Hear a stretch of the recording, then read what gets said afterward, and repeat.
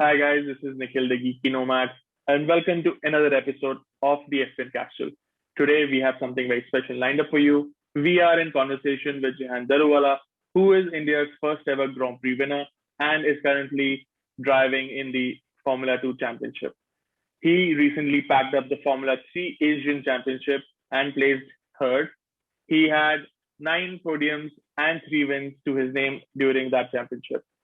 As always, we are joined by Bharat Sharma, a special sports correspondent. He will be joining us for this discussion. So, without further ado, let's get started.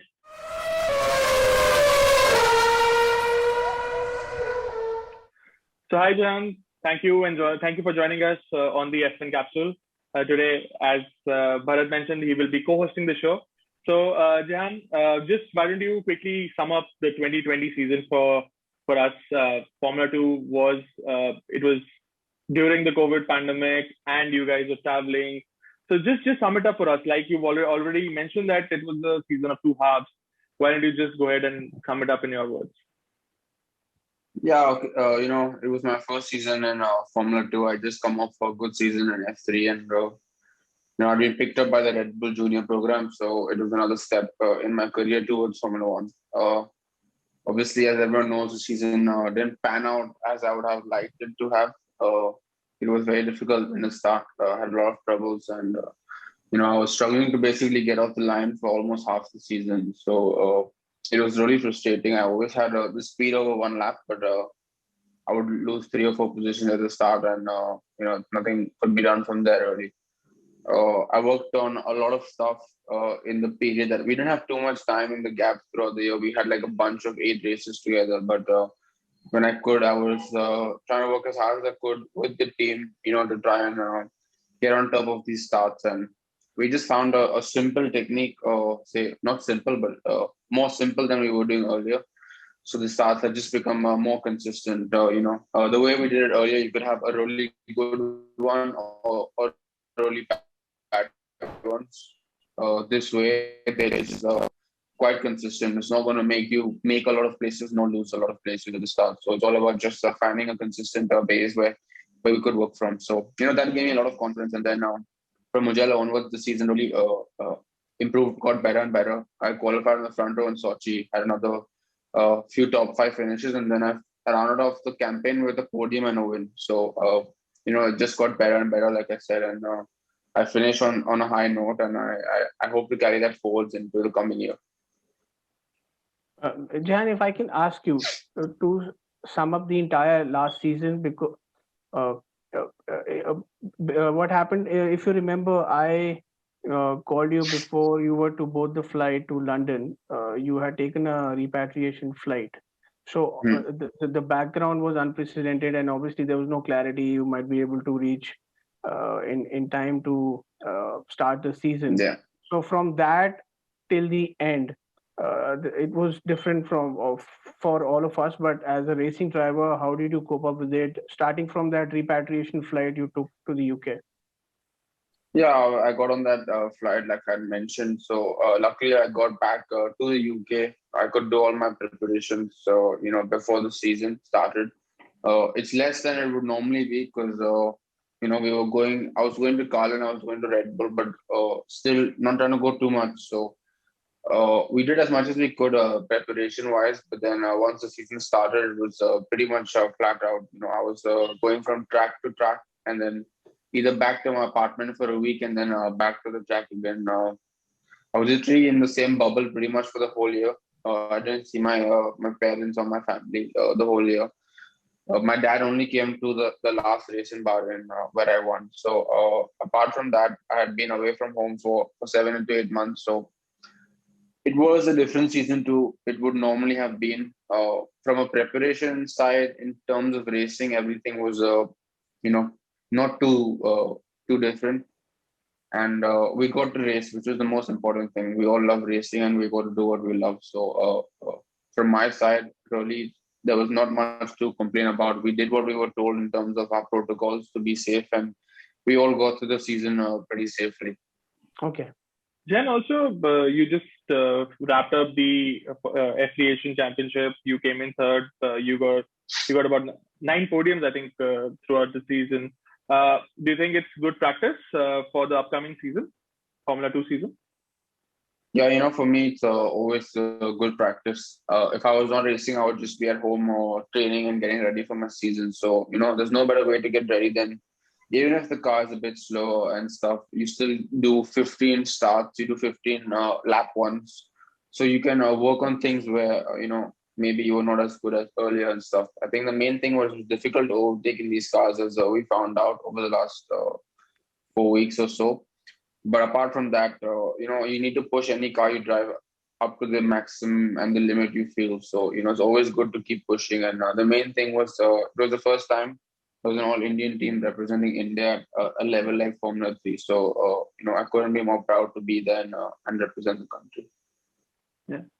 I think Guan Yu Zhou did have some form throughout the season, the FIA Asian season. Do you think he'll be a threat for you in the upcoming Formula 2 season? Yeah, definitely he will be a threat. It's his third season in Formula 2. He showed in his rookie campaign that, he's one of the top guys out there. He had unlucky to difficult season last year with a lot of incidents. He was still super fast throughout the season. So, I expect him to be one of the main contenders going into the F2 title charge. Yeah. And interestingly enough, this season you are paired with Dan Ticktum, and if anybody who's followed your junior career has seen you even through karting days into the single seaters, Dan Ticktum has been one of your closest rivals, if not, and also the fact that he has a very let us say questionable personality. He's had a couple of incidents. He was banned for about 2 years. How do you see that chemistry coming up between the two teammates? Do you think that will hamper or aid your campaign towards Formula 1? It's always, from my side, it's always been good to have a good teammate where you can learn as much as you can from.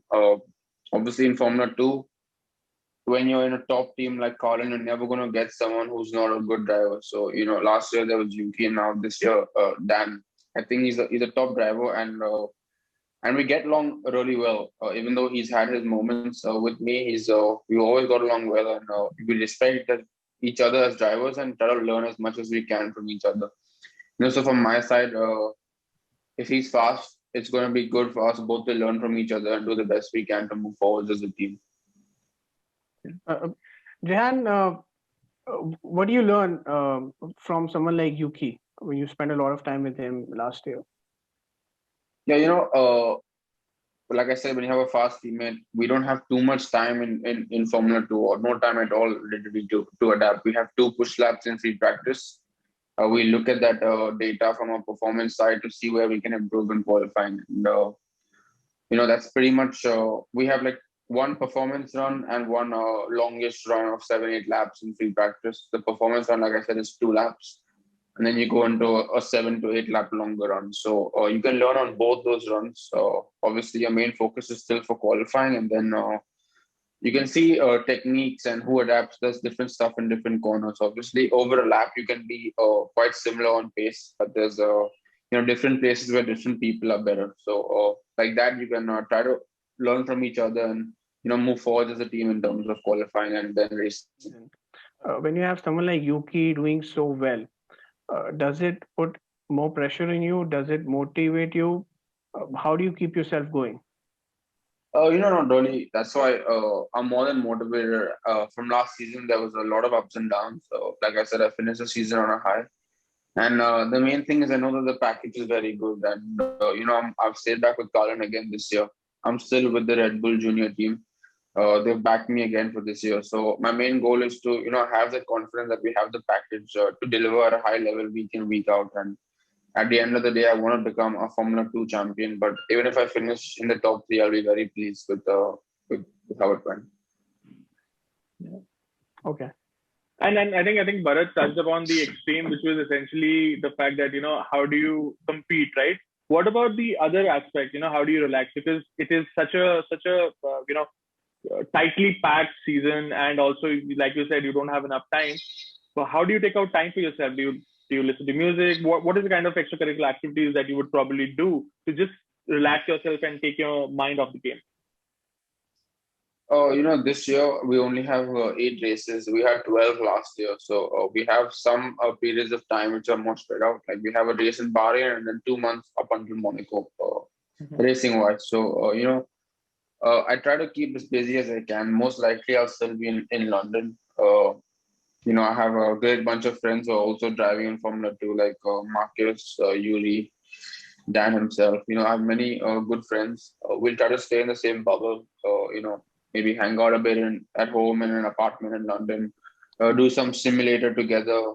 Just have a friendly bit of competition with each other. And the main thing for me is to try to stay safe because it's a very important year in my career. And you can't control some things like catching COVID, but as long as you're safe as you can be, then that's what I'll try to be doing especially this year and the coming future. You said it's a very important year for you. Any specific target you've set for yourself? Like any driver, my target is to become a Formula 2 champion. I know I have it in me, and the package is good as well. But some things in racing, you never know how things pan out, and you cannot control. But my main goal is to always hit the track, be as fast as I can, and I know if I do that week in week out, then I can be right at the top of the end of the year. And what are the things that you feel you could have done better last season?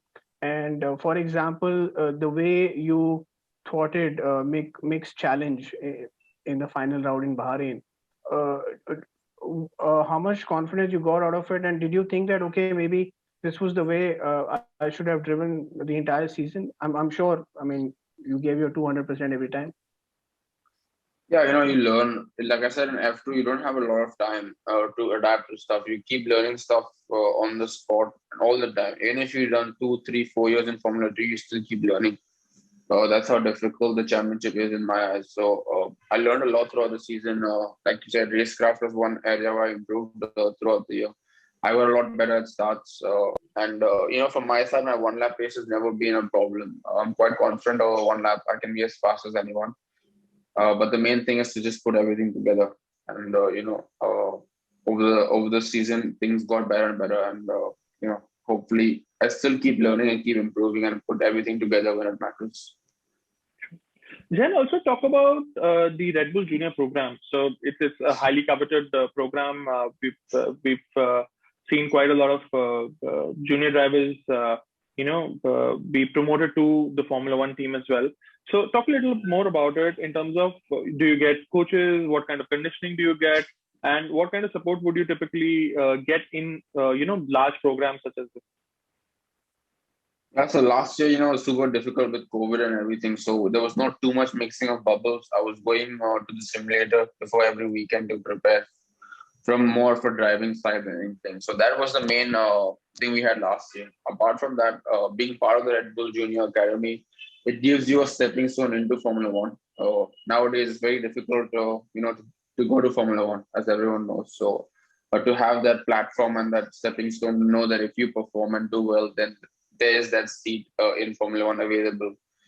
Obviously, this year again, I'm part of the Red Bull Junior team. I was supposed to be at a training camp in January at the end in Austria, but because of the F3 Asian series, I wasn't present.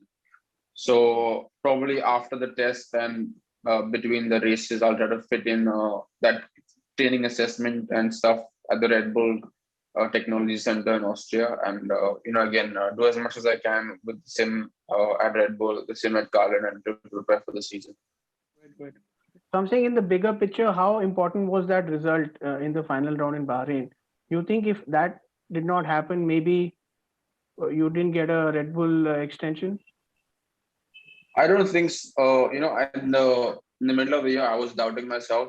I don't really know in regards to what Dr. Marco was thinking, but I would know, I would think that he wasn't too pleased as well. But he obviously saw, he picked me for a reason. It's because I performed really well in Formula 3, and he saw that at the end of Formula 2 as well, that when things changed and things were getting better and better, that I can fight out at the front. So he's obviously given me a chance, and he believes in me that I can drive for them in Formula One. So that's the reason I've been kept on. So I'm more than grateful for this opportunity, and my target is to deliver this season and hopefully drive in Formula One next year.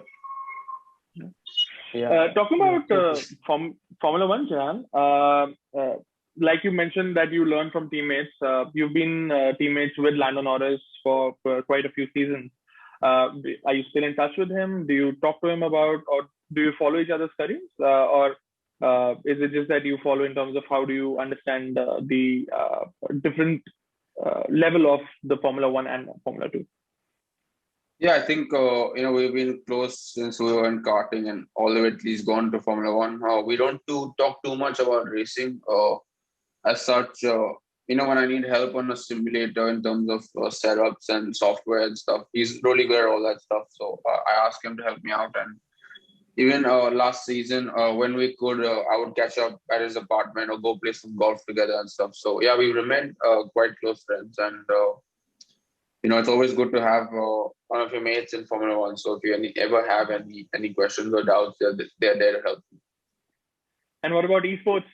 Do we see Jehan doing esports anytime soon?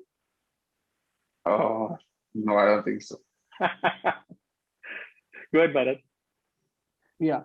I was saying about the next season, like you said, it's a very important season. And there is always limited time with the RedBull Junior program. The opportunities are limited. So obviously it's very hard to approach a season like that, but is it like the make or break year for you when it comes to your Formula One dream? I really don't know. Obviously everyone knows that Formula 2 is, reaching Formula 1 is not easy. So, practical side is also a very expensive sport. It's not easy to do a lot of years in Formula 2. So, Yes. For me, apart from the financial side, also my goal is to perform well this year. I'm 22 years old now, and I want to do well this year. I want to reach Formula 1 next year. So that's my goal as of now. I've not really thought about if things don't go well and stuff like that. For now, my thing is to just focus on the current year and do as well as I can. Lastly, I want to ask you about since you spend so much time away from home, when you come home, what exactly do you do? What is your routine? And obviously, how important it is to spend time with the family, or since you spend so much time away from home, you get comfortable with that. So how does that work, and how do you balance your personal and professional? Yeah, so when I'm back home, like right now, I'm at home as much as I can be. I've not really stepped out at all since I've come. I do all my training at home, and I spend time, with my grandmothers, my parents, my family, basically. That's what I do. Normally, when I had time in the winter, I was also spending time with my friends because I didn't have any immediate competition. So, as of now, I cannot risk anything in terms of catching COVID and stuff like that. So I just need to be as safe as I can and isolate as much as I can, pretty much when I'm in Bombay. Jehan, just continuing from Bharat's point of lining. I wanted to understand you're a young guy, and recently I believe that there has been a lot of fan following that you've garnered. Tell us a little more about the female fan following that you have now. You're a young guy, you're a good-looking guy. So how does that happen? I don't really pay too much attention. I can say I get more when you do well, you get more and more Instagram followers, but I don't really go through my followers to see if it's male or female, to be honest. You do it yourself? You handle your media yourself, or somebody else? Yeah, I do it myself. Oh, okay, nice. Yeah, I'm pretty sure you just need to check your Insta messages. You might have got a lot of female messages saying, "Hi, Jehan, I want to marry you." But on that front, I think he's already well sorted, pretty committed, I guess. So yeah, he doesn't need any more distractions. So Jehan is going to be breaking a lot of hearts around this. Yeah. That's how it is, my friend. Yeah. So thanks, Jehan. Thank you for joining us for this conversation on the F1 Capsule. Thanks, Bharat. Thank you very much. It was great to have you here. And best of luck for the 2021 season. Thank you very much. Thank you.